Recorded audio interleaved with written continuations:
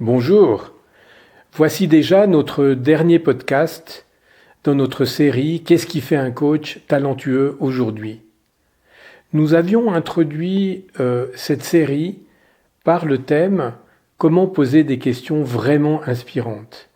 Puis ensuite nous avions comme démarré par la fin en vous aidant à voir comment vous pouvez clôturer avec impact pour contribuer à la croissance de vos clients. Eh bien, aujourd'hui, nous allons conclure avec des ingrédients pour voir comment définir et maintenir vos contrats de coaching. Oui, vous avez compris, le coaching, c'est comme la vie, elle n'est pas linéaire, c'est plutôt comme un cycle. Et du coup, nous avons déjà vu comment créer un espace de confiance et de sécurité, comment rester en présence, comment développer une vraie écoute active et susciter des prises de conscience. Donc si on redémarre depuis le début, il s'agira bien sûr que vous puissiez faire preuve d'éthique dans votre pratique. Et pour ce faire, il sera très important que vous puissiez appliquer les principes de déontologie du métier.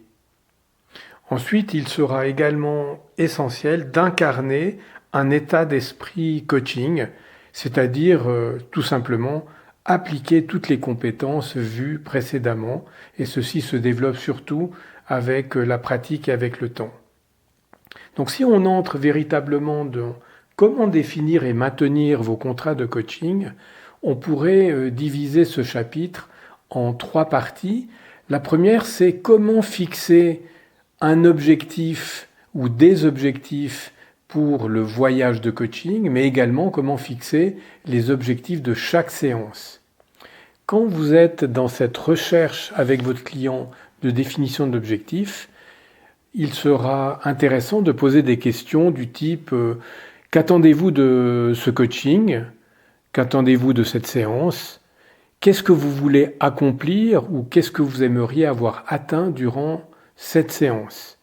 Quels sont vos objectifs? Qu'est-ce que vous avez envie de travailler ou surtout avec quoi vous avez envie de repartir aujourd'hui?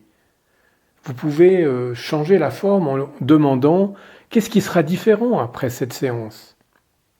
Ou bien en quoi c'est vraiment important pour vous d'obtenir tel et tel résultat à l'issue de cette séance? Cela vous permettra de véritablement mesurer la motivation de votre client. Vous pouvez encore demander à votre client que pensez-vous que vous avez besoin d'aborder pour atteindre vos objectifs durant cette séance et durant toutes les séances.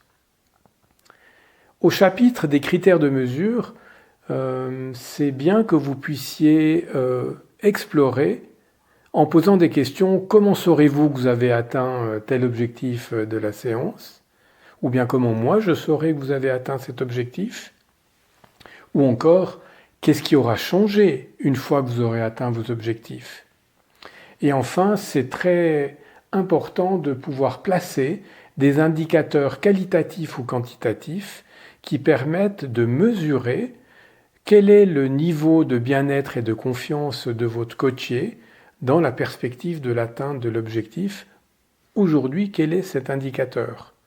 Et également, quel est le niveau de bien-être, de confiance, donc l'indicateur que votre client souhaite atteindre à l'issue de tout ce travail. Nous vous souhaitons beaucoup de plaisir dans vos pratiques et nous vous disons, j'espère, à bientôt.